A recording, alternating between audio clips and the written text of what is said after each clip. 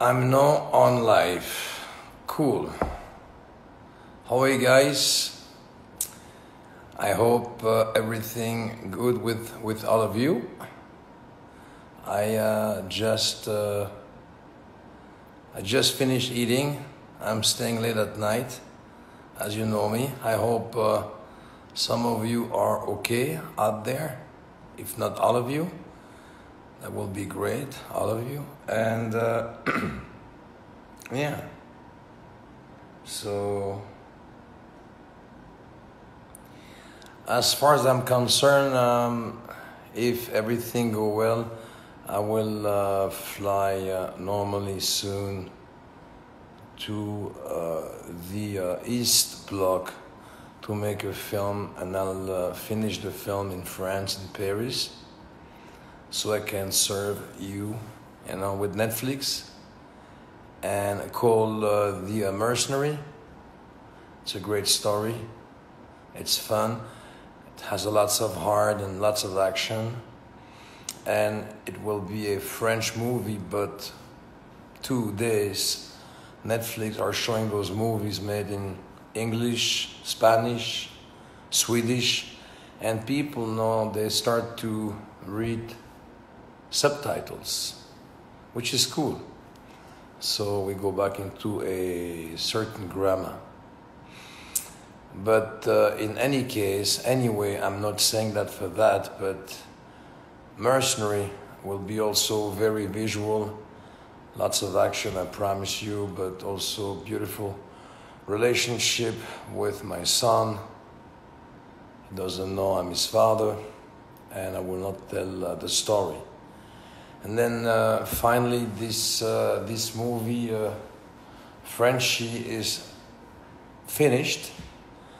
I received some phone calls from different studios because they want to see that vintage film that I believe we did very well, because, and I love this, Gollum, God bless him, he died, told me, when you bring a new actor, like a new face on the screen, they don't know who's that guy. Like when I came for the first time on the screen with Bloodsport, No Retreat, No Surrender,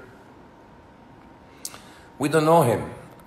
What is he going to do? He's a good guy, bad guy, because every actor, they go into a certain area where they get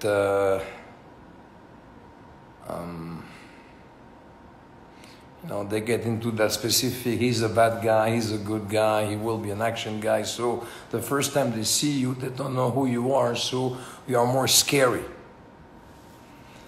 You have no identity on the screen yet.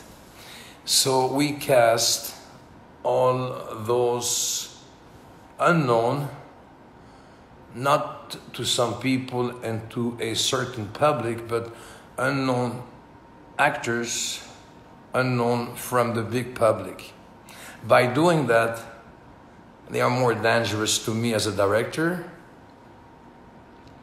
And also, they were totally available on the set to make this film, which means they were patient, they stay on the set. And with stars, it's difficult to do. If you tell a movie star, stay next to me, I want you to pay attention to that scene, for the elements, for everything. So they were very starving, very wanting to succeed, that they were staying around and even help on some occasion in terms of a belt, a shoe, a rope, a gun, position, this and that. They pay attention to everything. So Frenchy is finished, and it was great. And we shot in order. What I mean by that, if you're a new actor, I will not tell you what's going on the next day. For example, if I have a scene, me and a friend of mine, because my director told me that me and him are best of friends. So I'm gonna tell him, look, Without you, I will not be there. I will never betray you. Cut. No, the next day, he's telling this guy who said, I will never betray you, to kill his best friend. So the actor come to me, what's going on? You told me that, yes, that was yesterday. So by lying to them on certain scenes, the honesty of not acting, telling the truth, was established on the set. And also, when you make a movie, if some of the actors, they do a great take one day, they feel like they say something strong and it's perfect, it has the perfect tonation level and everything, because you have levels in acting, right? You have the up and the down and the neutral. Up, down, neutral. Not too many actors know that, by the way. So when they go all the way to the up, but they reach almost the ceiling, but it's still good, like, guys, I like you. Or, guys, I like you. That's too much, right? So because the actor did a great job, and the next day, to please himself or the director, he wants to do better than yesterday. So he's trying to top up the acting, the line, because it's not acting, the truth of yesterday on a better way with a different dialogue, and boom, what happened? Too much. Cut. So when that happened, I cut away on my new actors, and I made sure on the editing to look at the eyes and always to look at the truth. Because you stop on the ice, and I shot 35mm film. It's very expensive, but the lighting is amazing, with my director of photography, Doc Milson, who did Full Metal Jacket, and he shot for Stanley Kubrick. The Shining as a cameraman, great guy, great DP, and he gave that look with the flashback and everything and a dream. It's a fable. That movie can fit any places except of today, but yesterday perfect. From yesterday to all the way in the past, that story can fit all different types of I would say centuries.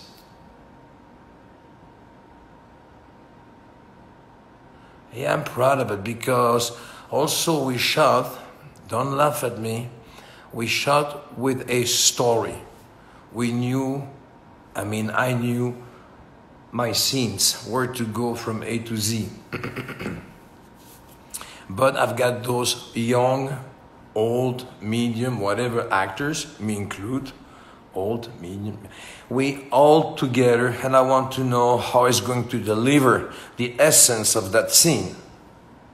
Because I may talk like this, and he may talk like that. So we have a different way of communicating the same value. So basically, it was an amazing time to do Frenchy. It was great. We shot in order. I lied to my actors. They've done a great job. All of them were great. They were so into it. Then we stopped the shoot and we shot in the East Bloc for the army scenes. And we have John Colton, Sarge, and he's going on the stone. The real deal, a real explosion. You'll see, you'll love it. So that's done. And I guess I'll talk to a platform like Netflix, Amazon, Disney, Canal Plus, whatever. They need products, so you can stay home and enjoy Frenchy. And it was done years ago. It's a vintage. And next, Mercenary, flying to Russia, Ukraine. And then I'm going to go to Paris to finish the movie. Then I will drive to see my father and my mother. As you saw in my Facebook, they are cool. I'm so lucky to still have them. That's why I need you so much, because you're such a family for me. And I know I'm here and you over there, all over there, but that's okay, because I've got a way, I think, to slowly to take this from you and to send it back. Like, even though if I talk only me, but we're together talking, if you know what I'm saying. Hopefully.